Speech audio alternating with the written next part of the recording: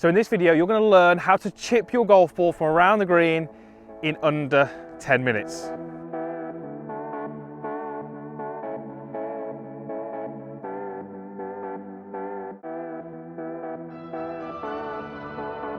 Right, so you're going to learn in this video how to chip your golf ball when you're around the green like I am here. It's a situation that you're always going to find yourself in. There's no avoiding it, and you're going to learn that in under 10 minutes with any luck. I've said under 10 minutes. I actually haven't filmed the video, obviously, so it's whether I can get this in under 10 minutes. So we're going to cover three main things, really. We're going to cover how you stand to the golf ball, how to set yourself up. We're going to cover the motion itself, so how do you actually play the shot. And then we're going to talk a little bit about club choice and what would influence that and how you actually make that decision when you're on the golf course. So at the end of this video, everything you need to be able to chip your golf ball better. So you can see the shot I'm faced with in front of me. For this particular shot, I've got a 56-degree club, but as we said towards the end of the video, we're going to talk about club choice. So let's go from setup. The first thing would be, I would like the golf ball to be slightly behind the buttons on your shirt, your sternum, the zip, whatever it may be. So very simply, if I just hang that golf club, you can see how that falls in front of the golf ball. Not by a huge amount. The ball is only maybe one ball behind that sternum, but that's really important to give me the right attack angle. You'll notice that when it is behind my sternum, it's also back in my stance, and I've got a very, very narrow stance. The other thing I want to try and do here is I want to try and get my shoulders relatively level. So the best way to do that is just let my arms hang fairly naturally. That puts my shoulders fairly level, and then I can try and hold the golf club in my hands without affecting those shoulders. Notice how, because my arms are hanging straight down, there's a little bit of shaft lean going on. That takes a little bit of loft off the golf club, and it just helps me with my attack angle. The other thing to talk about would be arm hang. If I was to just relax my arms, they hang pretty straight, but they don't hang in a locked position. I actually want them to be in that natural position with a little bit of flex.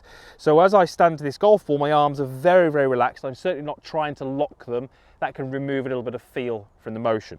So I'm standing with a little bit of weight on my lead side, sternum in front of the ball, a little bit of shaft lean, shoulders close to level, though probably not quite level. From down the line, really important that we stand the club shaft up a little bit. That means raising the grip up this way. That means I can stand a little bit closer into the golf ball, and it means that I get a little bit more of the toe interacting with the ground rather than the sole or even the heel. We definitely don't want the heel interacting with the ground. That would happen when we stand too far away. So shuffle in a little bit closer than you would normally, raise the handle, and that's going to be my starting position. Now as we come towards changing clubs later in this video, that wouldn't change. That's the same setup for every single chip, every single club that I would use. So how do we actually go ahead and play the shot? Well, we certainly want the shot to be played pretty much from the upper body. So it's the shoulders moving back and the shoulders moving through, but we need the body to react. We need the body to follow that movement. As soon as that body becomes quite static, really hard for these arms to do the right thing through the ball. We often get elbows separating, or we get the wrists moving in this fashion. So whilst I really want you to feel like it's played with the upper body, notice how my lower body is reacting to that. Even on that little practice swing there, the heel is off the ground by a very small amount. My lower body is supporting the movement of my upper body. And you'll notice that I don't have much wrist movement at all. I'm focusing on actually moving the grip back and the grip through. If the grip stays still, then the club head will be moving through lots of wrist action. That's potentially going to get the ball on the green, but it's not going to be as consistent. So let's go ahead and hit one. Ticking off those setup points, making sure my setup is good, and then just going ahead, chipping it back. Okay, a little bit strong there, so the actual technique was good, but just too much pace on that one. So let's try that again. Same setup, take a little bit off this time. A little bit of a better pace and a much better result. Notice the end position. My lower body is rotated towards the target. The structure I set at address is still present. If I was to rotate back to the golf ball and tip over, same position. Great little exercise for you. If you find this end position looks a little bit different, just turn back to face the golf ball, drop down, and you can see how that would tell me that I've had too much wrist action in that motion there. So when you finish the shot, you should be able to basically just rotate back, drop down, and you're going to be in the same position. So that's how we set ourselves up for a chip. That's how we actually move the golf club. What about different club choices? Well, let's find a slightly different location and we can discuss that. So now we've got setup good, we've got the technique good, we're able to hit pretty consistent chips on a consistent flight with a bit of predictability. How do we know what club to choose? That's a really difficult skill. I mean, I've got a bag full of clubs here and I can use almost all of them to chip with, and I would use all of them to chip with. So how do you actually make a decision? Well, it really comes down to just the situation that's in front of you. You can see that I'm just off the green here. I'm going to hit a little chip shot, and obviously we can see the flag that's down there in the distance. Now, if the flag was at varying points on that green, that would influence me to use a different golf club. So in my hands here, I've got my 60-degree. This is the most loft that I choose. So if I take my setup as we spoke about and hit a little chip and land it, you know, just maybe 3 to 4 paces on the green, that ball's going to land and it's going to roll. Now, could I use this 60 and get all the way back to that flag? Well, of course I could, but it would mean making a much longer swing, landing it much further, and then that's probably not classed as a chip. That's probably more into a pitch. So had the flag been positioned, well, where that ball is, 60 would have been the perfect club. Let's say the flag was a little bit further than that golf ball. Well, then I might choose something with less off. So this is my 52. Now I can use my exact same setup. I don't have to change anything. I can use the exact same motion.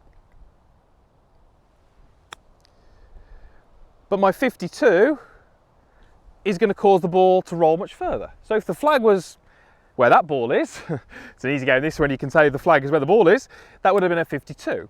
So if we then miss out a couple of clubs and we'll go for a 9-iron. And again, I'm going to take the same setup. And what you'll notice is as I'm going up through the clubs, I'm actually going down the handle a little bit.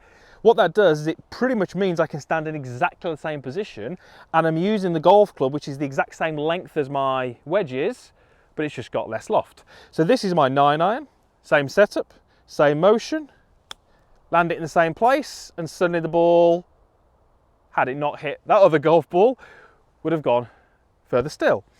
We'll then go into 8-iron and see if I can avoid the golf balls that I've already hit. Same motion, and we start to get, well, not doing a great job here avoiding these golf balls, but hopefully you'll get the idea that that ball would have gone much, much further due to the fact that it was a lower lofted club. That is the only reason that that ball went further. Lower lofted club means two things. Number one, the ball comes off quicker, and number two, it comes off lower. That means it will land and it will roll more.